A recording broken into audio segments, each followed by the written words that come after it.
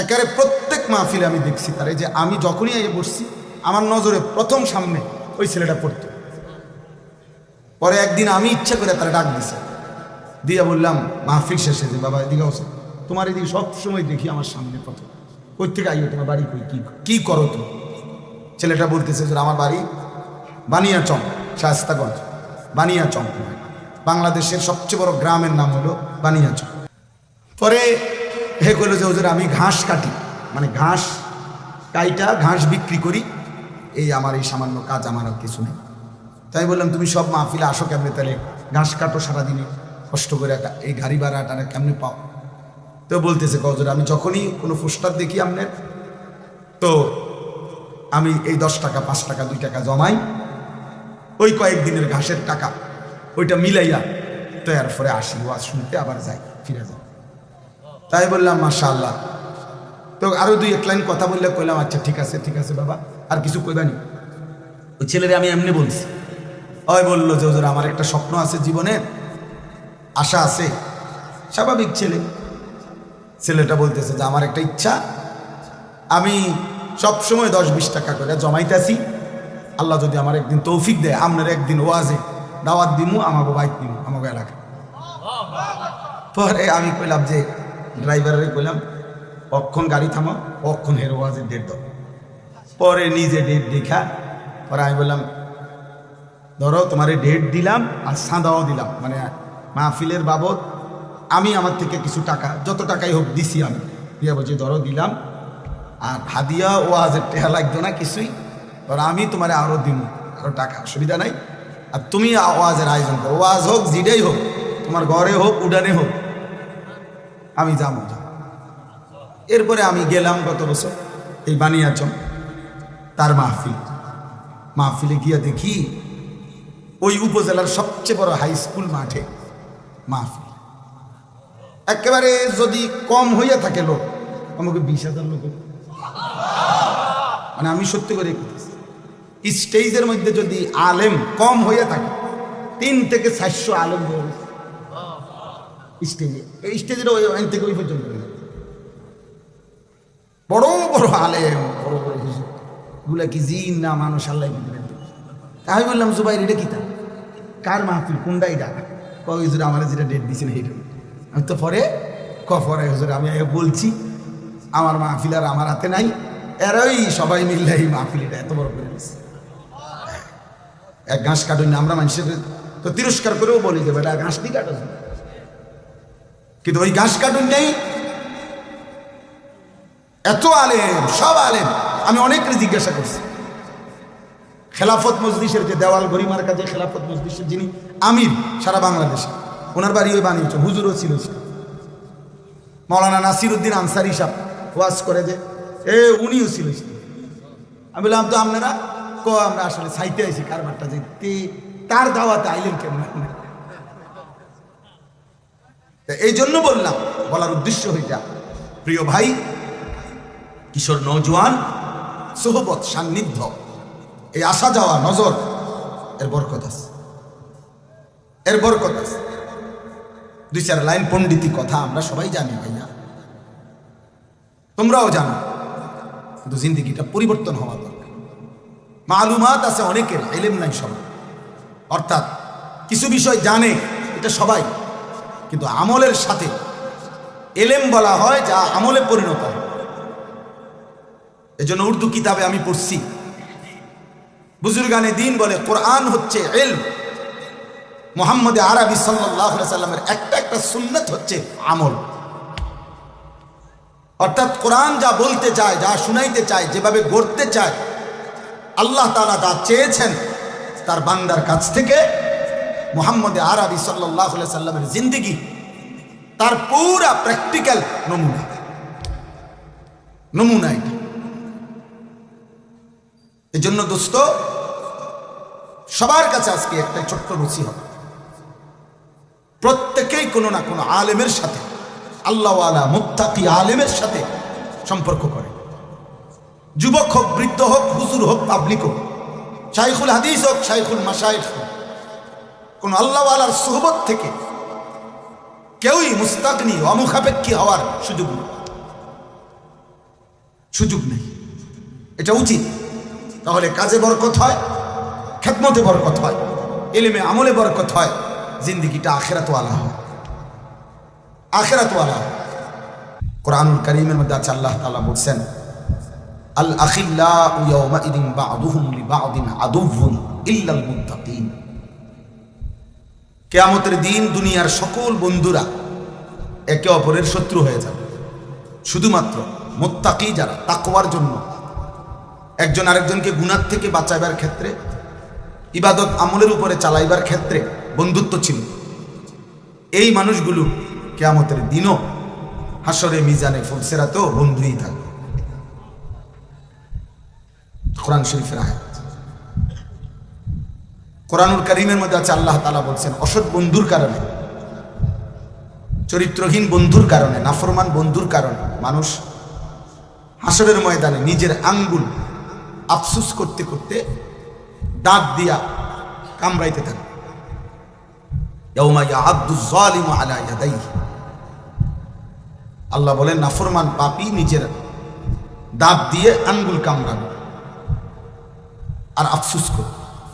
কি করবে? বলবে, ইয়া লাইতানি লাম আত্তাখিজ ফুলানান খলিলা। হায় আফসুস, আমি যদি ওই অসৎ লোকটাকে বন্ধু না বানাইতাম, যে সকাল থেকে এত লম্বা সময় তার সাথে চললাম, অথচ সে একবারও বলল না যে দোস্ত আমরা দুজনেই মুসলমান, চলো না আমরা নামাজ পড়ি, একবারও মুখ দিয়ে আসবো। তাইলে এই অসৎ চরিত্রহীন বন্ধুর কারণে নাফরমান পাপী আঙ্গুল দাঁত দিয়া কামড়া, অসৎ সময়। ইকমালুস সিয়াম কিতাবের মধ্যে আছে,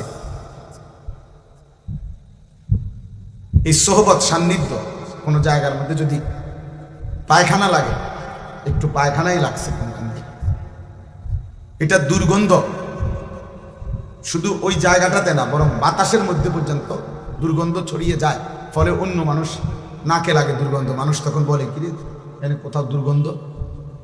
বোঝা গেল দুর্গন্ধ এটা বাতাসকে পর্যন্ত পরিবর্তন করে ফেলছে। আবার কোথাও আতর থাকলে আতরের এই সুঘ্রাণ বাতাসের মধ্যে পর্যন্ত ছড়িয়ে পড়ে, ফলে মানুষের নাকে লাগে আতরের ঘ্রাণ। আতরের ঘ্রাণ নাকে লাগে, অথচ এটা কোনো তার নাকে লাগায় না, এটা বাতাসের থেকে তার নাকে লাগছে। এই জন্য সোহবত সান্নিধ্য, ভালো কিংবা মন্দ, এটা আবহাওয়ার মধ্যে পর্যন্ত আসর করে, প্রভাব বিস্তার করে। এই জন্য দোস্ত এটা খুব জরুরি, সান্নিধ্য, আল্লাহ ওয়ালাদের সোহবত, নেককার মানুষের সান্নিধ্য। আমাদের খুলনার হজরত, বাংলাদেশের একজন বড় বুজুর্গ হজরত মাওলানা মুফতি নুরুল আমিন সাহেব, করাচি হজরত কুতবে আলম আরিফ বিল্লাহ হজরত মাওলানা শাহ হাকিম মোহাম্মদ আখতার রহমতুল্লাহ আলাইহি, উনার খলিফা। হজরত বলছেন, প্রত্যেকটা মুসলমানের উচিত কমপক্ষে নিজ নিজ মহল্লা ইমাম, মুয়াজ্জিন, যারা সত্যিকার তাকওয়ার সাথে আল্লাহর ঘরের খেদমত করে, নিঃসন্দেহে তারা আল্লাহ ওয়ালা। হজরত বলেন ওই মহল্লার মানুষের উচিত ওনাদের সাথে হলেও ওনাদের সান্নিধ্য, সোহবত, সাহচর্য গ্রহণ করা, ওনাদের কাছে হলেও কিছুক্ষণ বসা। হোক তিনি ইমাম, সব হুজুরে, সব আলেমরে, সব বক্তারে সবাই চিনতে হবে সারা বাংলাদেশ। এটা কোনো জরুরি, এটা কোনো জরুরি। জনপ্রিয়তা একটি ধোঁকা, জনপ্রিয়তা একদমই ধোঁকা। জনপ্রিয়তা ইতিপূর্বে অনেকের ছিল, এখন নাই। এখন যাদের আছে তাদেরও কয়দিন পরে থাকে। অতএব জনপ্রিয়তা কিছুই, জনপ্রিয়তার দ্বারা বক্তারও ফায়দা হয় না, শ্রোতারও ফায়দা। আমারে মনে করেন 1 কোটি মানুষ চিনে, তো আমার কবরের আযাব মাফ তো, কিন্তু আর কি লাভ? তো আমার জনপ্রিয়তা দিয়ে কি আমার সবাই চিনছে তো বুঝলাম, তারপরে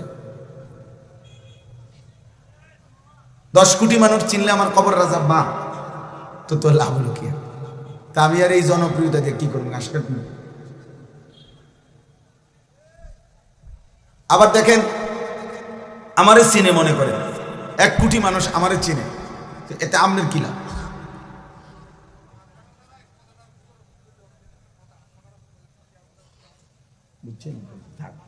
ঠিক আছে, ঠিক আছে, মাশাআল্লাহ। মানে এখন আমারে মনে করেন 1 কোটি মানুষ চিনে, এতে আপনার কি লাভ? চিনে আমারে না, তো আপনার লাফান কি? বুঝেন নাই কথা? তো চিনে আমারে সব মানুষ, কবর রাজা মাহফুজ আমনে কথা বলে না কেন? তো তাহলে বক্তার কি লাভ, শ্রোতার কি লাভ? ঈমান আমলের ভিত্তিতে, তাকওয়ার ভিত্তিতে বক্তারও লাভ, শ্রোতারও। সেজদা দিলে আমারও লাভ, আপনাদেরও লাভ। গুনাহ থেকে বাঁচলে আমারও লাভ, আপনাদেরও লাভ। আল্লাহ তাআলার গোলামি হুকুমের উপরে থাকলে আমারও লাভ, আপনাদেরও লাভ। এজন্য আউলিয়া কেরাম, বুজুর্গানে দ্বীন সর্বযুগে যখন আল্লাহর কথা বলতেন, তো বলতেন উসিকুম ওয়া ইয়া, যে এই কথাগুলো আপনাদেরকেও বলছি, নিজেকেও বলছি। এই দিন, এই শরীয়ত, এই ইসলাম, এই কোরআন, এই সুন্নাহ, নবীজির তরিকা সব আমার জন্য, আপনাদের জন্য নাকি? আমাদের সবার জন্য না? সবার জন্য। এই জন্য দোস্ত বললাম, আমার কথা হলো এই সোহবত, উলামায়ে কেরামের সান্নিধ্য, চোখের এই নজর, মানে শুধু চোখ বলতে এটার অর্থ হইল যে মানে চোখে চোখে আসা যাওয়া করা। যেন এই পরিমাণ একজন আলেমের কাছে, তোমরা কিশোর যুবক তোমাদেরকে বলি ভাই, এই পরিমাণ কোনো আলেমে দ্বীনের কাছে আসা যাওয়া করবা, দেখা সাক্ষাৎ হলো, কথা শুনলা, দুটা একটা কথা শুনলা, যেন তোমার দেখলেই চিনে, দেখলেই চিনে। এই দেখার দ্বারা, চিনার দ্বারা, এই নজরের বরকতে ইনশাআল্লাহ ধীরে ধীরে তোমার মধ্যে আমলের জজবা আসবে, গুনাহ ছেড়ে দেওয়ার মানসিকতা আসবে। হঠাৎ সবার সাথে শূন্য চলে গেলে আর কোনো দিন কোনো আলেম, ইমাম, দিনদার কারোর সাথে কোনো সম্পর্ক নাই, আবার ওই গুনার পরিবেশ, আবার ওই বন্ধুদের আড্ডা, মোবাইলের আড্ডায়, তো আবার এলোমেলো হয়ে যায়। এই জন্য একজন আলেমের সাথে আমার শায়েখ আল্লামা মুফতি মুশতাকুর নবী কাসিমি হযরত এটা বলে সবসময়, যে কোনো একজন আলেমের সাথে কমপক্ষে এভাবে সম্পর্ক রাখা উচিত যেন হাসরের ময়দানে উনি দেখলে আমরা চিনি। এই পরিমাণ আসা যাওয়া করছে যেন লক্ষ মানুষের সামনে ভিড়ে থাকলেও এই যে আমার পরিচিত, আমার মহব্বতের,